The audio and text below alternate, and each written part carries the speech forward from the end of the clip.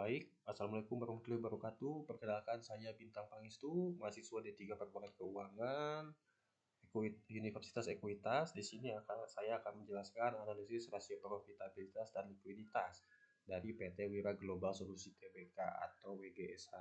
Nah, pertama-tama kita akan berkenalan dulu bersama PT WGSH. Apa sih PT WGSH sendiri itu? Oke, next. Nah, ini profil kompetinya. Jadi PT Wira Global Solusi Tbk adalah perusahaan yang bergerak di bidang teknologi informasi dan komunikasi atau TIK di Indonesia. Nah, perusahaan ini didirikan pada tahun 2015 dan berkantor pusat di Jakarta.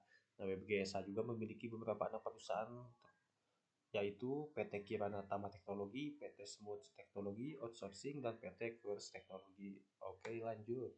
Nah, di sini sebelum menganalisis kita ada laporan laba rugi. Nah, ini juga data penting untuk kita menganalisis laporan laba rugi dari sebuah perusahaan. Lalu juga di sini ada laporan posisi keuangan. Nah, mohon maaf posisinya terbalik ya teman-teman. Nah, jadi laporan posisi keuangan atau neraca dan laporan laba rugi itu sangat penting bagi kita dalam menganalisis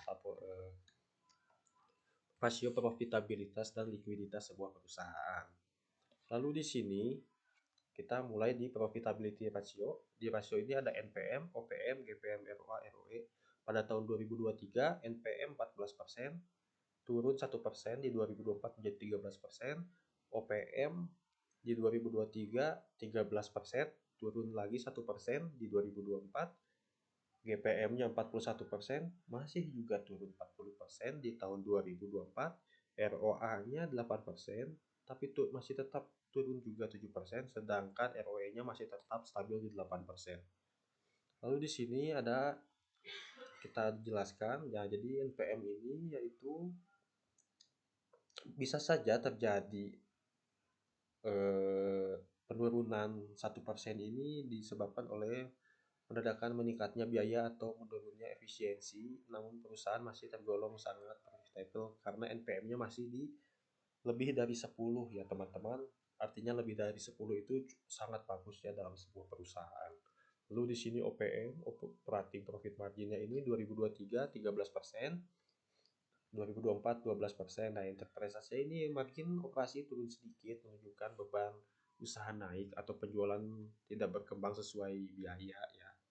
Lalu di sini juga ada GPM, gross profit margin, laba kotornya 41% di 2023, turun 1% jadi 40% 2024. Nah, penurunan ini biasanya biaya pokok penjualan meningkat atau penjualan perusahaan menurunkan harga jual. Nah, tetapi menunjukkan perusahaan memiliki struktur biaya yang kuat. Nah, GPM 40% tergolong sangat kuat, sangat sehat.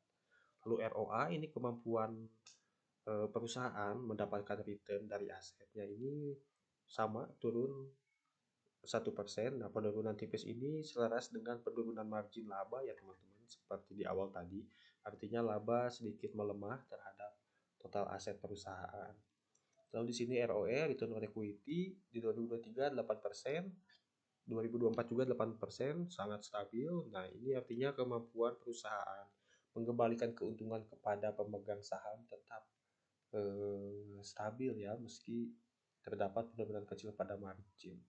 Lalu di sini total asset turnover 0,57 kali dan 0,52 kali di 2024. Nah, penjelasannya total asset turnover ini mengukur kemampuan perusahaan menghasilkan penjualan dari seluruh aset yang dimiliki. Lalu di sini kita masuk ke liquidity ratio. Di sini ada current ratio yang berhasil kita hitung, ada total asset turnover, lalu ada DAR, bukan DOR lagi ya, tapi debt to asset ratio, debt equity ratio, time interest earned. Lalu kita masuk ke current ratio nih, di 2023 kan ini mengalami penurunan ya ke 2024 dari 18,83 ke 6,56. Artinya di tahun 2023 perusahaan memiliki aset lancar 18,83 kali lebih besar dari kewajiban lancarnya atau dari utang jangka pendeknya teman-teman. Ini sangat tinggi, menunjukkan posisi kas yang sangat longgar. Nah, tahun 2024 mengalami penurunan signifikan tetapi masih berada pada level sangat liquid di 6,56 kali. Nah, penurunan ini bisa saja mungkin berarti perusahaan mulai lebih banyak menggunakan aset lancar untuk operasional atau investasi, atau terjadi kenaikan kewajiban lancar. Namun secara umum, perusahaan masih lebih dari mampu memenuhi kebutuhan atau kewajiban jangka pendeknya atau hutang jangka pendek, teman-teman. Oke, kita lanjut lagi. Di sini ada DAR, Debt to Asset Ratio. Nah, tahun 2023 hanya 7% aset yang dibiayai oleh hutang. Perusahaan ini berarti hampir seluruhnya menggunakan modal sendiri. Lalu di tahun 2024 ini menjadi 23%. Masih tergolong rendah tetapi menunjukkan peningkatan tergantung pada utang. Lalu di sini kita lihat total aset turnover-nya, teman-teman. Nah, di 2023 ini 0,57, lalu di 2024 0,52. Nah, penjelasannya ini total aset turnover mengukur kemampuan perusahaan menghasilkan penjualan dari seluruh aset yang dimiliki. Lalu di sini ada DR juga, debt to equity ratio. Jadi pada tahun 2023 hanya 3%, sangat rendah untuk utang 3% dari modal ya, teman-teman. Di tahun 2024 juga ini naik menjadi 13%. Nah, jadi ini sangat sehat dan jauh sekali di bawah standar aman gitu ya, di 1,5% atau 150%, teman-teman. Lalu di sini time interest earn. Nah, ini interpretasinya yaitu tahun 2023 laba operasional dapat menutup biaya bunga 23,32 kali. Lalu di tahun 2024 menurun sedikit menjadi 22,71 kali, tetapi tetap sangat aman karena perusahaan ini dapat menutup biaya bunga 23,32 kali lipat, teman-teman, di 2023. Lalu di tahun 2024 menurun tapi masih sangat bagus di 22,71 kali, hampir 23 kali lipat, teman-teman.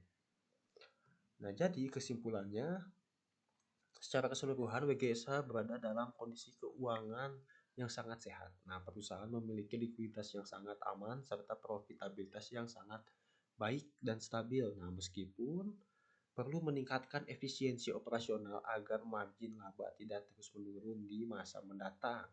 Nah, tidak terdapat indikasi masalah keuangan yang serius ya, teman-teman. Dan perusahaan berada pada posisi yang kuat untuk mendukung keberlanjutan dan pengembangan usahanya. Jadi bagaimana, teman-teman? Apakah rekan-rekan sekalian ini tertarik untuk berinvestasi atau membeli saham dari PT WGSH? Ayo, komen di bawah, teman-teman. Komen down below. Jangan lupa like and subscribe.